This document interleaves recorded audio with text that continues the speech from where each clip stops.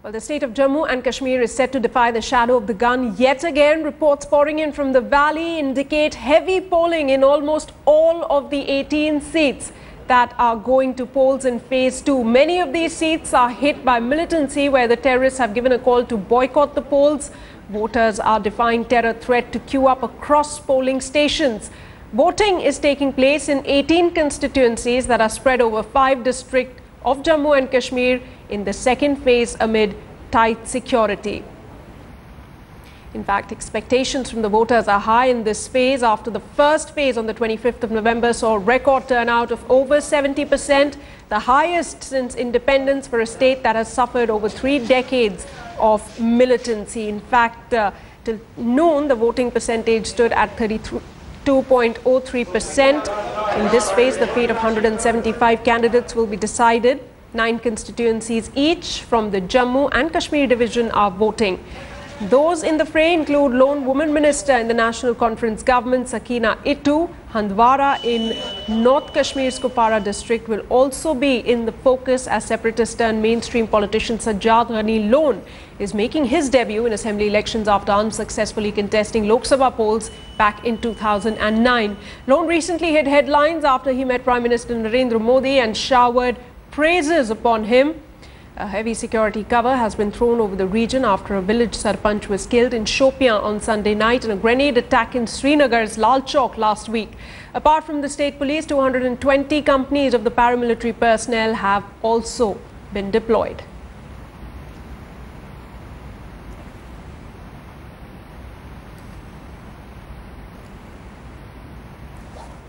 And Sajjad Lone spoke exclusively to headlines today, not ruling out a possibility of making government with anyone, including the BJP. He also said that he is ready to sit in the opposition in a constructive manner. We are right now joined by Sajjad Lone himself. He's come here in this polling booth to cast his vote. Sajjad Saab, since morning we've been going all around these areas and a lot of people are coming out. They're excited about voting. You've also traveled a lot of places. How does it look like? It's good. I mean, it's not a surprise.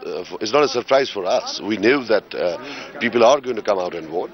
You know, you have a very, first of all, the economic indicators of this place are dismal. They're very bad, and the people are very keenly, they know what their rights are, and they do understand that politics is a tool which can change their lives and which can uplift their living standards. So we knew it that they're going to come out and vote. This is the first time you're contesting for the assembly. Last time you contested for the Lok Sabha polls, which unfortunately you couldn't make it. Is that shadow still somewhere in the mind? Is that something which dampens? In the last parliament, we fielded Mr. Salamuddin Bajar.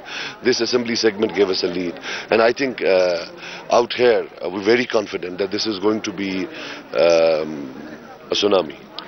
Tell me one thing, a lot of people have been questioning your stand of meeting Narendra Modi, the question of Article 370, whether you're being, a part of that entire process of abrogating it. How do you respond to that? Look, I'll tell you one thing. As far as meeting Modi is concerned, who has not met Mr. Modi in J&K? Why only single out Sajjad, me? Why? This is a question that you need to ask them, that if you can go and meet him, why can't he go and meet him? 1. 2. As far as Article 370 is concerned, our stand is very clear. We are inspired by a document called Achievable Nationhood. We believe that Article 370 needs extensive enhancement and augmentation. Right? And we will be able to convince any government at the center. We'll go as Kashmiris, as proud Kashmiris, and tell them that, look, you need to restore it to its previous glory.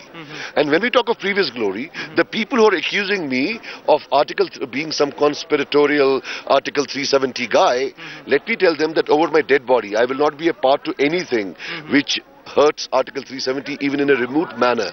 But I want to ask them a question. There is Mufti Saab, there is Farooq Abdullah Saab or Umar Abdullah. Both the parties. Mufti Saab not as PDP but as Congress president. Let them explain to the people of Kashmir what their role has been in constitutionally eroding Article 370.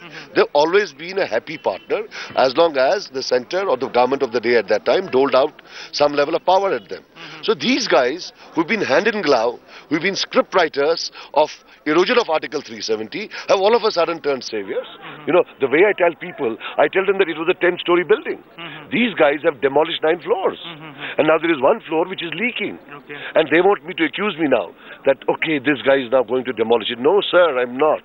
I'm not going to be in any way connected to anything remotely hurting Article C. But I can tell you that we will do our best, convince